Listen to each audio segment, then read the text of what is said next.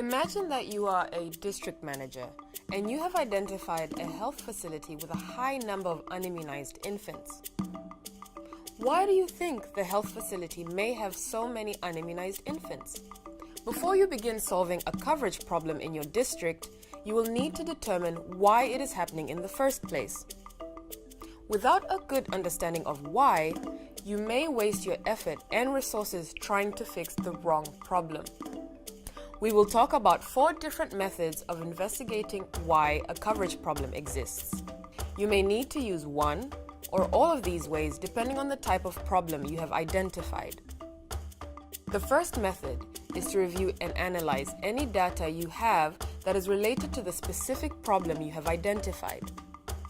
Start by looking at data compiled in the facility's monthly immunization reports, such as stockout data or temperature alarm data, as well as process indicators such as the number of outreach sessions completed versus planned. Look at data from the past several months. Do you detect any patterns or consistent problems at the health facility that could lead to weak immunization coverage? Data may give you a glimpse of which problems are occurring, but to get a full understanding of why, you may need to dig deeper. After reviewing the performance data, you may decide to investigate by visiting the health facility that is having problems. During this supervisory visit, you will be able to ask questions, observe, and look at the local facility data in person. First, meet with health facility workers and ask why questions in order to identify the root of the problem. With every answer you receive, ask another why question until you discover the true underlying reason or root cause for each main problem identified. For example, imagine that you and the health facility staff are looking together at the facility's coverage monitoring chart. A series of why questions might go something like this. Pentavalent 3 coverage is only 60%. Why do you think it is that low? We could not carry out all outreach activities last month. But why? My motorcycle was not working. Why not? It is 10 years old and completely broken. I have already asked for a new one and I'm still waiting. You can do this for each major problem you have identified. While you are investigating in person, you may also need to observe a vaccination session, depending on the type of problem the facility is having. For a facility that is offering vaccinations but has poor attendance or high dropout rates, observation allows you to see the interactions between health workers and caregivers. Do short exit interviews with caregivers for immediate feedback on their experience. How did they feel about the immunization services they received? Did they wait a long time to get their infant vaccinated? Did they understand important information such as when to bring their infant back? Finally, investigating in person allows you to check the facility's recorded data to confirm any information that has been discussed or reported to your district.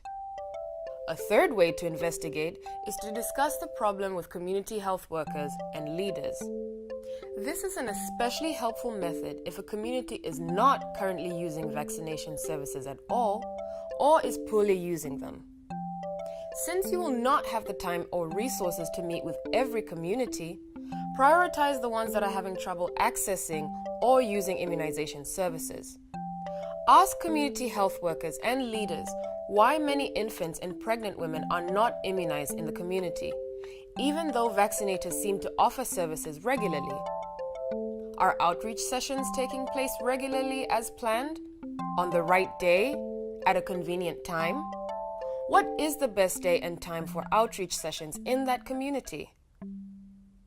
Ask why until you feel that you have identified the possible root causes. The goal of interviewing community members is to identify the root cause of the problem and its solution. Finally, you can gather information directly from caregivers through a few household visits to find out more about their experiences with vaccination. There are 2 different approaches that you might use. One option is to do a household survey with a questionnaire. Visit households that are closest to the health facility until you identify at least 5 infants or pregnant women who are not vaccinated or who did not complete their immunization schedule. Ask to see their vaccination cards. Ask each caregiver or pregnant woman, why do you not go to the health facility or an outreach site? Ask for her suggestions on how to improve health services. Let her know that her answers will be private and not shared. The second option is to hold community discussions. For a community with low coverage, this should be done at least once a year. Include up to 12 caregivers, village leaders, and religious leaders in the discussion. Make sure you have everyone represented, especially those who have persistently low coverage, who are particularly difficult to reach, or who are more likely to avoid vaccinations. For example, try to include people from remote communities or dense urban areas, migrant families, homeless families, or traditional sects. Ask questions about their experience of service. Here are a few good questions to ask. What do you think about immunization services offered to you? Are they easy to get to and to use? Why or why not? Why do your children need to be immunized?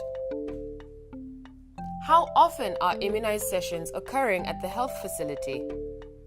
Are some sessions cancelled? How often? How do you know when they are cancelled?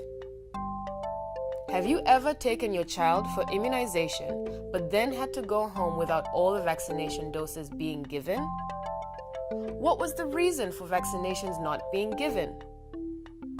Using one or more of these approaches, you should fully investigate the root cause of a coverage problem. After investigating, work with the health facility staff to put solutions into an action plan and keep monitoring to see whether you identified the right solution for the right problem.